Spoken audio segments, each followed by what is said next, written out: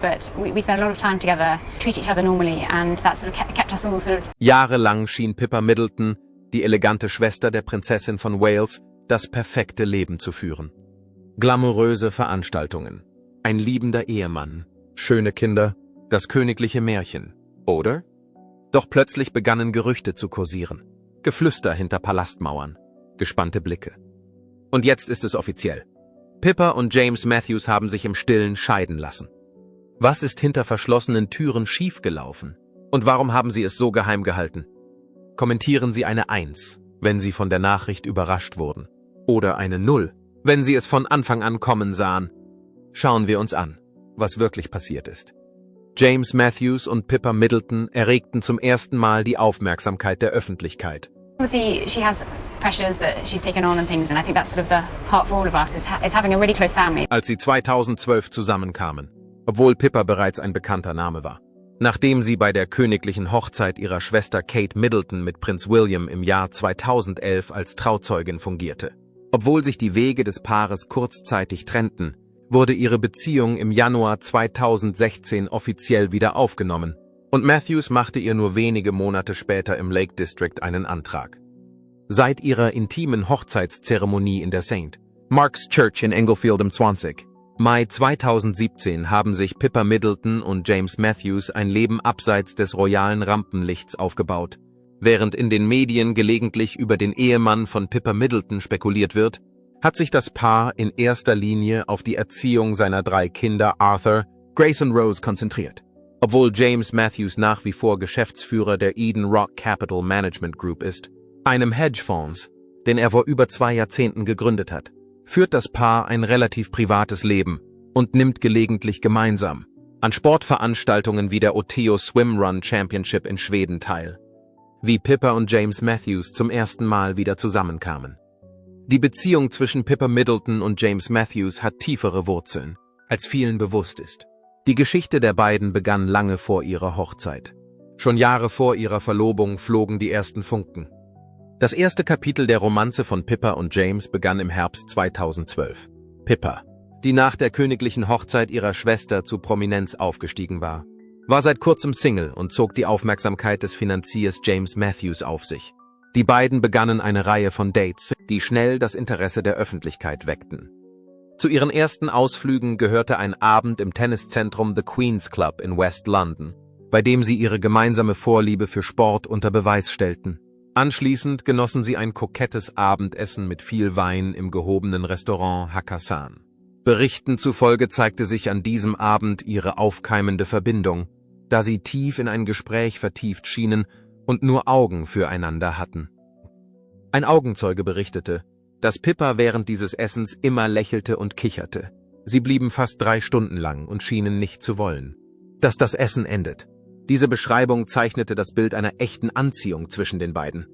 Interessanterweise fiel dieses erste Werben mit einer beruflich bedeutsamen Zeit für Pippa zusammen, die für ihr Partyplanungsbuch mit dem Titel Celebrate warb. Das Timing verschaffte ihrer aufblühenden Beziehung zusätzliche Aufmerksamkeit in den Medien. Diese erste romantische Beziehung war jedoch nur von kurzer Dauer. Anfang 2013 begann Pippa mit Nico Jackson auszugehen und legte damit ihre kurze Beziehung zu James auf Eis. Diese Unterbrechung bedeutete jedoch nicht das Ende ihrer Geschichte, sondern lediglich eine Unterbrechung. Nach einer 3-jährigen Beziehung mit Nico Jackson tauchten im Oktober 2015 Berichte auf, dass Pippa wieder Single sei. Als Hauptgrund für die Trennung von Jackson wurden die Herausforderungen einer Fernbeziehung genannt, da Nico in Genf lebte, während Pippa in London wohnte. Bemerkenswerterweise sahen aufmerksame Fotografen nur wenige Wochen nach der Trennung, wie Pippa das Haus von James Matthews in Chelsea mit Blumen verließ. Dieser Besuch signalisierte, was viele bald bestätigen würden, ihre Romanze war wieder aufgeflammt. James war immer auf der Bildfläche zu sehen, sagte eine Quelle in dieser Zeit gegenüber E! News. Diese Enthüllung deutet darauf hin, dass Matthews trotz ihrer jahrelangen Trennung eine gewisse Präsenz in Pippas Leben beibehalten hat. Dieselbe Quelle fügte den vielleicht aufschlussreichsten Einblick in ihre Verbindung hinzu. Sie hatten immer eine wahnsinnige Chemie, aber Pippa war immer in einer Beziehung. Darüber hinaus scheint das Schicksal schon vor dem offiziellen Ende ihrer Beziehung mit Jackson auf eine Wiedervereinigung hingearbeitet zu haben. wie aus einigen Berichten hervorgeht. Ein Insider verriet, einen Monat bevor Middleton mit Jackson Schluss machte, sah sie Matthews noch einmal. Diese zufällige Begegnung könnte Gefühle neu entfacht haben, die während ihrer Trennung geschlummert hatten. Im Januar 2016 bestätigten mehrere Quellen, was die Öffentlichkeit bereits vermutet hatte. Pippa Middleton und James Matthews sind wieder offiziell ein Paar. Ihre wiederaufgeflammte Romanze zeigte sich schnell in ihren öffentlichen Auftritten, wobei James vor allem Pippas Date in Wimbledon wurde und Jackson ersetzte, der sie zuvor zu dem prestigeträchtigen Tennisturnier begleitet hatte. Der Zeitpunkt ihres Wiedersehens erwies sich als glücklicher Zufall. Sowohl Pippa als auch James waren in den Jahren ihrer Trennung reifer geworden, was sie in die Lage versetzte, das zu schätzen, was sie zuvor miteinander geteilt hatten.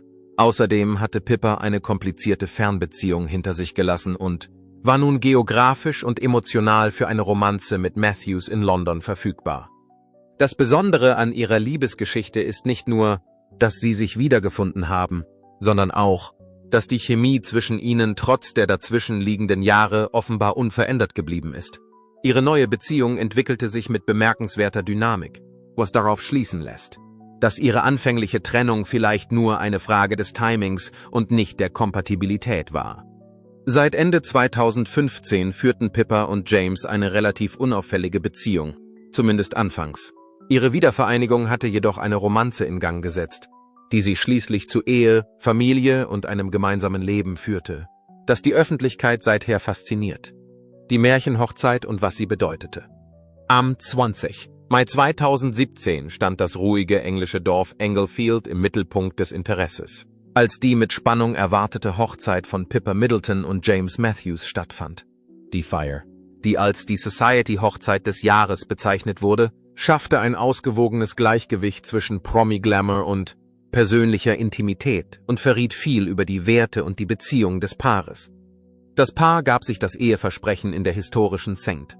Mark's Church in Englefield, Berkshire, einer Kirche aus dem 12. Jahrhundert mit Buntglasfenstern, die eine ruhige Kulisse für ihre Verlobung bot. Pippa kam in einem grauen Jaguar aus dem Jahr 1951 an, begleitet von ihrem Vater Michael, der ihre Hand hielt, als sie die Kapelle betraten. Pippa glänzte in einem maßgeschneiderten Hochzeitskleid von Giles Deacon mit hohem Ausschnitt und figurbetonter Taille. Dazu trug sie ein handgefertigtes Diadem aus Maidenhair Farn und einen passenden Haarschmuck von Robinson Pelham. Als rührende Anspielung auf die Hochzeit ihrer Schwester trug sie dasselbe Paar zarter Diamanttropfenohrringe, die für Kates königliche Hochzeit 2011 in Auftrag gegeben worden waren. An der 45-minütigen Zeremonie nahmen etwa 150 Gäste teil, wobei die Herzogin von Cambridge Pippa bei der Schleppe half, so wie es Pippa bei der königlichen Hochzeit Jahre zuvor für Kate getan hatte. Nach dem Gelübde verließen die Frischvermählten die Kirche Hand in Hand und gaben sich einen leidenschaftlichen Kuss, bevor sie in einem grünen Jaguar E-Type Cabrio abfuhren.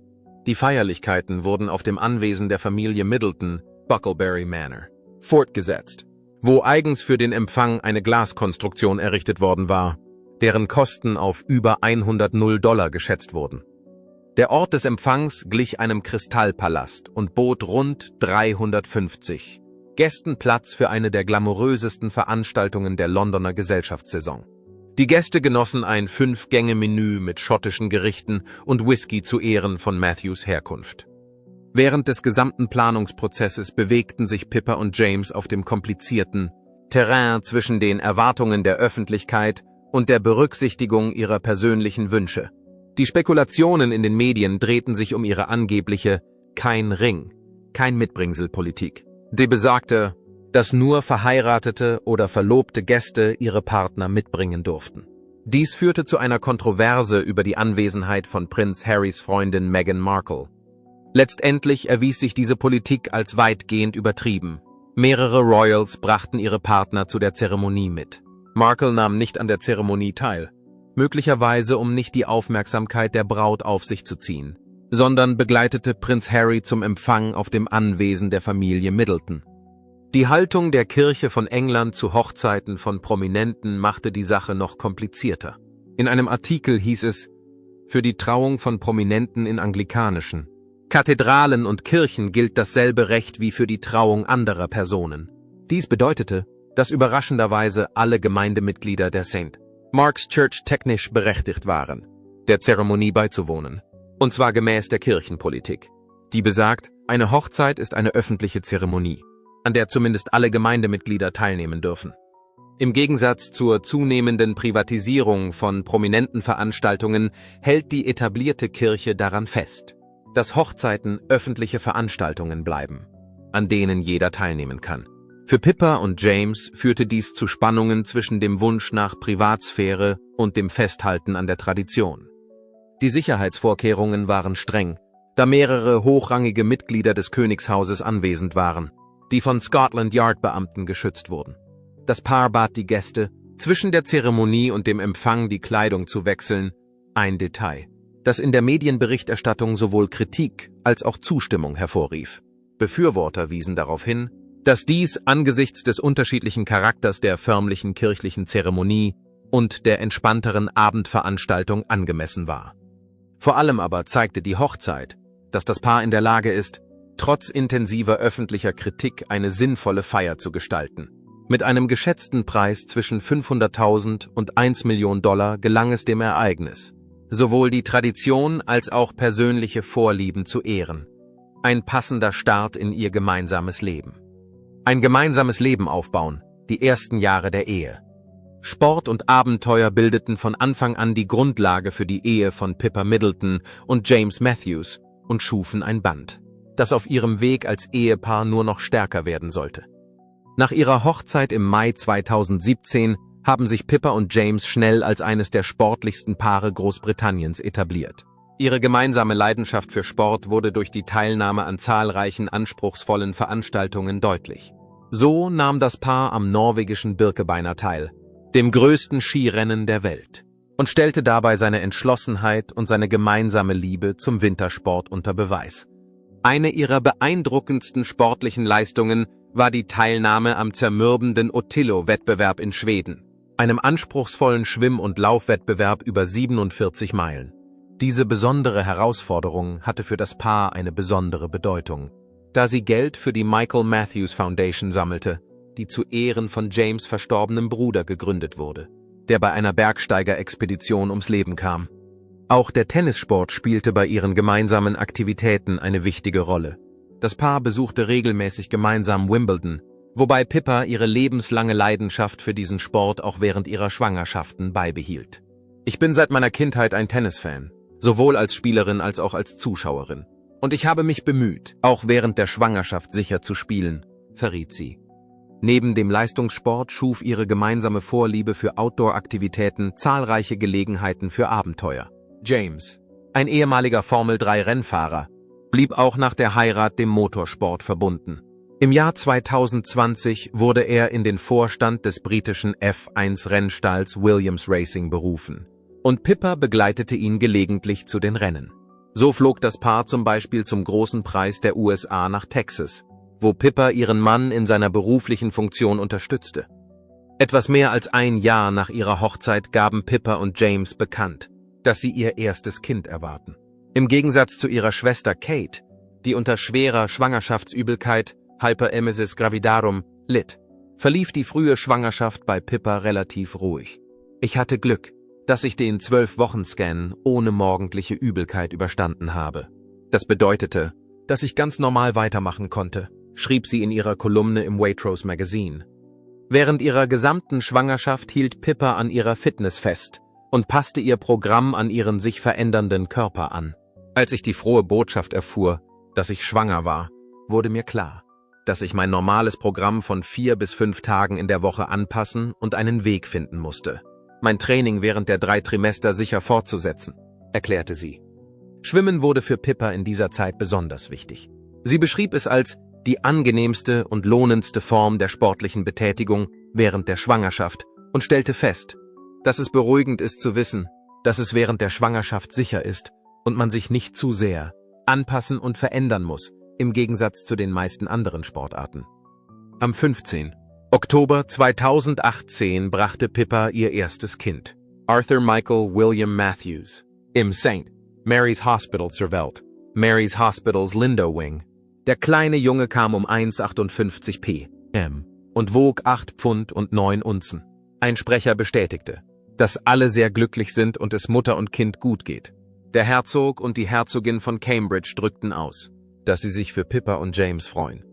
Die Elternschaft hat das aktive Paar nicht ausgebremst. Pippa brachte Arthur bereits im Alter von 4 Monaten zum Schwimmen, weil sie der Meinung war, dass er dadurch Vertrauen in das Wasser, eine bessere Verdauung und zufriedenstellende Schlafenszeiten bekam. Sie beschrieb Schwimmen als eine großartige Form der Bewegung, die man mit seinem Baby machen kann, und eine unserer Lieblingsbeschäftigungen.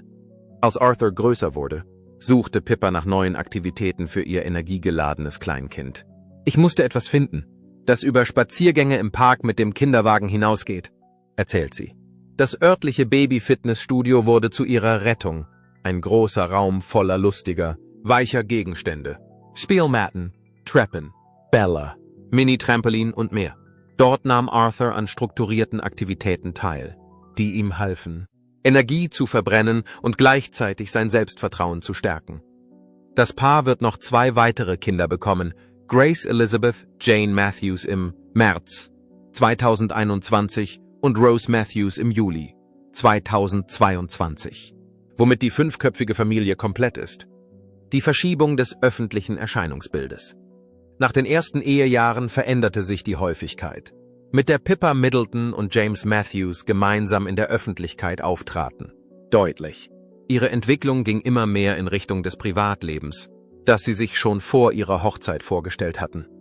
Im Jahr 2019 wurden Pippa Middleton und ihr Ehemann James Matthews immer seltener in der Öffentlichkeit gesichtet. Ihre gemeinsamen Auftritte beschränkten sich in erster Linie auf bestimmte jährliche Anlässe, vor allem auf die Tennisturniere in Wimbledon und das Weihnachtskonzert von Prinzessin Kate in der Westminster Abbey. Die Tatsache, dass sich das Paar aus der Öffentlichkeit zurückzieht, passt perfekt zu ihren lang gehegten Absichten. Als sie sich 2016 verlobten, verriet eine Quelle dem People-Magazin, dass das Paar den tiefen Wunsch hegte, längerfristig aus dem Rampenlicht zu verschwinden und sich darauf freute, Kinder zu haben und ein ruhiges Leben zu führen. Diese Vorliebe für die Privatsphäre hatte sich bereits in ihrem Verhalten in der Öffentlichkeit niedergeschlagen. Interessanterweise erregten die gemeinsamen Auftritte der beiden gerade wegen ihrer Seltenheit großes Medieninteresse. Ein solcher Fall ereignete sich im Januar 2022, als sie eine Cirque du Soleil-Vorstellung in London besuchten, wobei die Medien ausdrücklich darauf hinwiesen, dass dies ein seltener öffentlicher Auftritt war. Davor waren sie seit Juli 2021 in Wimbledon nicht mehr zusammen fotografiert worden. Sogar ihr 4. Hochzeitstag im Mai 2021 verging ohne das öffentliche Tamtam, das oft mit den Meilensteinen prominenter Beziehungen einhergeht. Als das Paar in den Jahren 2020 und 2021 sein zweites Kind erwartete, wurden ihre Auftritte sogar noch selektiver gestaltet. Dieses Muster setzte sich bis 2023 fort, mit nur einer Handvoll gemeinsamer Sichtungen. In einem Bericht wurde ihr Auftritt in Wimbledon in jenem Jahr als gemütliche Verabredung beschrieben, was deutlich machte, dass solche Treffen eher zu besonderen Anlässen als zu regelmäßigen Ereignissen geworden waren. Pippas individueller Rückzug aus der Öffentlichkeit stellte eine bewusste Veränderung ihres Lebens im Vergleich zu ihren früheren Jahren dar. Vor ihrer Heirat hatte sie sich in der Öffentlichkeit wohler gefühlt als ihre Schwester Kate. Ihr Bekanntheitsgrad war in die Höhe geschnellt, nachdem sie 2011 als Kates Trauzeugin fungierte und weltweit für Aufsehen sorgte. Nach ihrer aufwendigen Hochzeit im Jahr 2017 hat sie jedoch strategisch viele ihrer öffentlichen Auftritte zurückgefahren und sie weitgehend auf Familienveranstaltungen beschränkt, die normal wären, wenn die Familie ihrer Schwester nicht mit Titeln kommen würde. Folglich stellte eine Quelle 2019 fest, dass sie heutzutage eher Dinnerpartys in ihrem luxuriösen Haus ausrichtet, als in die Stadt zu gehen und fotografiert zu werden. Diese Veränderung des Lebensstils sei genau das, was Pippa bevorzugt. Hinter diesem Übergang standen mehrere bewusste Entscheidungen. In Berichten aus dem Jahr 2016 hieß es, Pippa sei von Prinz William leise und diplomatisch in die Schranken gewiesen worden, der sie offenbar über ihre künftige Rolle beriet. Diese kalkulierten Veränderungen beendeten Pippas Leben als Medienpersönlichkeit und ersetzten es nach und nach durch ein Leben, das sich auf das Sammeln von Spenden für wohltätige Zwecke konzentriert. Anstelle ihres früheren öffentlichen Profils lenkte Pippa ihre Energie auf sinnvolle Zwecke und wurde Botschafterin für die British Heart Foundation, Disability Snowsport UK und die Mary Hare Schule für gehörlose Kinder. Ihr Rückzug aus der Öffentlichkeit verstärkte sich im Jahr 2023, als ihre Schwester Kate gesundheitliche Probleme bekam. Ihren ersten öffentlichen Auftritt seit Kates Krebsdiagnose hatte Pippa in Wimbledon, wo sie zusammen mit ihrer Schwester und ihrer 9-jährigen Nichte Prinzessin Charlotte einen Mädelsausflug unternahm, wie es hieß. Ansonsten hat sie sich in dieser Zeit von öffentlichen Veranstaltungen weitgehend ferngehalten. Der räumliche Umzug des Paares symbolisierte zudem ihr Engagement für die Privatsphäre. Im September 2022 zogen sie von ihrem 17 Millionen Pfund teuren Stadthaus in Chelsea in ein ruhigeres Anwesen in Berkshire. In diesem 30-Zimmer-Resort auf dem Land mit 150 Hektar Land konnten sie ihre 3 Kinder abseits des ständigen Medieninteresses in London großziehen, in derselben Grafschaft, in der Pippa selbst einen Großteil ihrer Kindheit verbracht hat. Growing apart. Die Unterschiede im Lebensstil werden sichtbar. Trotz ihres makellosen Images in der Öffentlichkeit traten die Unterschiede im Lebensstil von Pippa Middleton und James Matthews im Laufe ihrer Ehe immer deutlicher zutage, was zu einer interessanten Dynamik zwischen dem mächtigen Finanzier und seiner nach Privatsphäre strebenden Ehefrau führte. Als Geschäftsführer der Eden Rock Capital Management Group hat James Matthews während der gesamten Dauer ihrer Ehe ein intensives berufliches Programm verfolgt. Er gründete diesen Hedgefonds im Jahr 2001 und benannte ihn nach dem renommierten Hotel seines Vaters in der Karibik.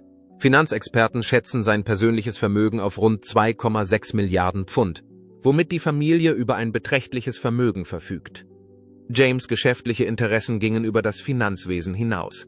Im Jahr 2020 kaufte das Paar 72 Hektar Land in Berkshire für 1,5 Millionen Pfund.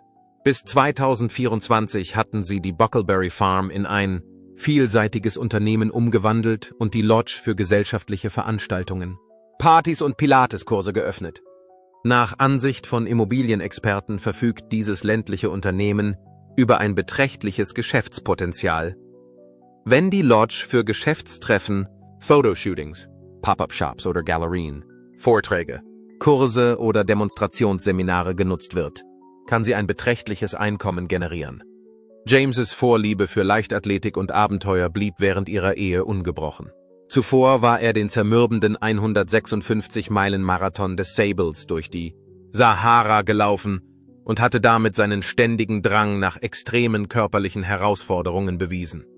Seine Berufung in den Vorstand von Williams Racing, einem britischen Formel-1-Team, im Jahr 2020 ist ein weiterer Beweis dafür, dass er sich auch nach der Gründung einer Familie weiterhin mit hochkarätigen Geschäftsaktivitäten beschäftigt. In krassem Gegensatz dazu führte Pippa nach ihrer Heirat einen eher zurückhaltenden Lebensstil, anders als in den ersten Jahren nach der Hochzeit, als sie mit Vanity Fair-Kolumnen und Fernsehauftritten verschiedene Karrieren in der Öffentlichkeit anstrebte, zog sie sich bewusst aus der Medienöffentlichkeit zurück. Das Paar hatte diese Absicht bereits vor der Heirat geäußert. Freunde verrieten, dass sie den tiefen Wunsch hätten, langfristig aus dem Rampenlicht zu verschwinden. Einer Quelle zufolge freuten sie sich darauf, Kinder zu haben und ein ruhiges Leben zu führen. Pippa gab 2014 in einem Interview offen zu, dass sie sich durch die Medienberichterstattung öffentlich schikaniert fühlte. Es ist ziemlich schwierig, denn schließlich bahne ich mir nur meinen Weg und versuche, ein Leben wie jede andere 30-Jährige zu führen. Ihre Wohnsituation spiegelte diese unterschiedlichen Prioritäten wider. Die Familie wohnte in einer 17 Millionen Pfund teuren Villa in Chelsea, die Matthews 2014 gekauft hatte, und gab zusätzlich 1,2 Millionen Pfund für Renovierungsarbeiten aus. Doch Pippa schien am glücklichsten zu sein, wenn sie dem Trubel Londons entfloh. Der Royal-Experte Duncan Larkham hat diesen Wandel beobachtet. Ich glaube, sie ist jetzt glücklich und zufrieden verheiratet, hat sich zur Ruhe gesetzt und muss nicht mehr auf eine Party nach der anderen gehen oder diese Ausdauerläufe für wohltätige Zwecke absolvieren. Sie scheint das alles hinter sich gelassen zu haben. Während James sein hochkarätiges Geschäftsimperium aufrechterhielt, zog es Pippa ins häusliche Leben. Viele ihrer Freunde haben geheiratet und sind sesshaft geworden. So eine Quelle, Deshalb gibt sie heutzutage eher Dinnerpartys in ihrem luxuriösen Haus, als dass sie in die Stadt geht und fotografiert wird. Die Pandemie scheint ihren gemeinsamen Wunsch nach mehr Platz und Privatsphäre noch zu verstärken und sie zu einem Leben auf dem Lande zu bewegen, das dem entspricht. Wie Pippa aufgewachsen ist. Die Buckleberry Farm bietet ihnen die ideale Umgebung, um einen weitläufigen Außenbereich zu genießen, der ihrer Familie eine gesündere und ruhigere Umgebung bietet als die Hektik Londons. Der Kate-Faktor, königliches Leben versus Privatleben. Das schwesterliche Band zwischen Pippa Middleton und Kate hat sich seit Kates Eintritt in das königliche Leben stark verändert. Während sich die eine Schwester auf ein privates Familienleben mit James Matthews einließ, ging die andere ihrer Bestimmung als künftige Königin nach und sorgte so für einen unvermeidlichen Wandel in ihrer einst unzertrennlichen Beziehung. Kates Entwicklung von der Herzogin zur Prinzessin von Wales brachte eine zunehmende Verantwortung mit sich, die natürlich die gemeinsame Zeit der Schwestern einschränkte. Nach dem Tod von Königin Elizabeth nahmen Kates royale Pflichten erheblich zu, was eine Quelle als unglückliche Begleiterscheinung des Verlusts der entspannten Art der Familie Middleton, die ihr so sehr am Herzen liegt, beschrieb. Insbesondere ihre einst unglaublich enge Beziehung zu ihrer kleinen Schwester. Während dieser Zeit haben die Schwestern ihre Verbindung aufrechterhalten, obwohl sich ihre Wege getrennt haben. Pippa sagte 2014 gegenüber NBC: „Wir verbringen viel Zeit miteinander. Wir machen immer noch viel zusammen als Familie. Wir stehen uns sehr nahe." Doch die Realität kam dazwischen. Berichten zufolge verpasste Kate die 4. Geburtstagsparty von Pippas Tochter Grace aufgrund von beruflichen Verpflichtungen. Interessanterweise ermöglichte der Reichtum von James Matthews Pippa die Flexibilität, sich dem komplexen Zeitplan ihrer Schwester anzupassen. Im Gegensatz zu Kates strukturiertem royalen Terminkalender konnte Pippa ihr Familienleben so gestalten, dass sie Kate gelegentlich bei wichtigen Veranstaltungen wie Wimbledon oder dem jährlichen Weihnachtskonzert in der Westminster Abbey unterstützen konnte. Von Anfang an wurden die Schwestern in den Medien gegeneinander ausgespielt. Eine Quelle behauptete, Kate war immer ziemlich eifersüchtig auf Pippa. Ich hatte das Gefühl, dass sie fürchtete, von ihr in den Schatten gestellt zu werden. Nach Kates königlicher Hochzeit zog Pippa unerwartet die Aufmerksamkeit der Welt auf sich. Und einige behaupteten, sie habe in ihrem figurbetonten Brautjungfernkleid die Show gestohlen. Angesichts dieser Umstände sah sich Pippa mit Herausforderungen konfrontiert, die Kate nie erfahren hat. Sie wurde zum Freiwild für Paparazzi, ohne den Schutz der königlichen Sicherheits- oder Presseteams. Ich bin mir nicht sicher, ob viele Leute sie wirklich um das Leben beneiden, das sie seit der königlichen Hochzeit führen muss, so der ehemalige Glamour-Redakteur Joe Alvin. Trotz dieses Drucks blieb der Zusammenhalt der Familie Middleton ungebrochen. James Middleton bezeichnete seine Schwestern als Mutterfiguren, während Kates Ehemann William seine Zuneigung zu seinen Schwiegereltern offen zum Ausdruck brachte. Ich liebe meine Schwiegereltern. Zunächst einmal ähnelt das unzertrennliche Band der Schwestern einer anderen berühmten königlichen Schwesternschaft. Wie das Band zwischen der Königin und Prinzessin Margaret sind sie wirklich beste Freundinnen, die sich gegenseitig verstehen und denen Catherine bedingungslos vertrauen kann, so eine Quelle. Im Jahr 2024, während Kates Krebsbehandlung, erwies sich Pippa als eine Art Engel und Rückgrat für Catherine. Das zeigt, dass ihre Schwesternschaft trotz ihrer unterschiedlichen Wege unerschütterlich bleibt. Anzeichen für Belastungen hinter den Kulissen. Hinter der polierten Fassade ihrer Beziehung zeigten sich mit der Zeit subtile Anzeichen für mögliche Spannungen zwischen Pippa Middleton und James Matthews. Was als gelegentliche getrennte Auftritte begann, entwickelte sich allmählich zu einem Muster, das Fragen über ihre Beziehung aufkommen ließ. Im Laufe der Jahre wurde Pippa Middleton bei verschiedenen Veranstaltungen ohne ihren Ehemann James Matthews gesichtet. Im Jahr 2012 trug sie ein leuchtend orangefarbenes Kleid zu einer Hochzeitszeremonie und sah aus, als würde sie alleine teilnehmen. So ein Schaulustiger. Dies war bereits die 2. Hochzeit in dieser Woche, bei der Pippa ohne James zu Gast war. Sogar familiäre Meilensteine waren nicht gegen eine getrennte Terminplanung gefeit. So verpasste Prinzessin Kate den 4. Geburtstag ihrer Nichte Grace Matthews, weil sie zusammen mit Prinz William an einem Rugby-Spiel der Six Nations zwischen England und Wales teilnahm. Während Kate und William in ihren offiziellen Funktionen die gegnerischen Mannschaften unterstützten, feierte Grace vermutlich mit ihren Geschwistern Arthur und Rose in Berkshire. Dennoch bemühte sich das Paar bei besonderen Anlässen. Nachdem sie nach der Geburt ihrer Kinder meist unter dem Radar geblieben waren, genossen sie am 14. Januar 2022 ein seltenes gemeinsames Rendezvous. Die Seltenheit ihrer gemeinsamen Auftritte machte solche Ausflüge bemerkenswert genug, um ausdrücklich als ungewöhnlich bezeichnet zu werden. Im September 2016 gab Pippa gegenüber der Daily Mail freimütig zu, dass der Ruhm ihre Beziehung zu James vor Herausforderungen stellt. Es gibt immer etwas, das auftaucht. Und das muss ich selbst in den Griff bekommen. Es war ein echter Augenöffner für James. Es gab ziemlich viele Hürden zu überwinden, verriet sie. Bei Familientreffen traten manchmal zusätzliche Spannungen auf. Während der Hochzeitsfeier von Pippa und James fiel den Gästen eine ungewöhnliche Sitzordnung auf. Berichten zufolge saßen auf Pippas Wunsch hin keine Paare zusammen in dem speziell angefertigten Glaszelt.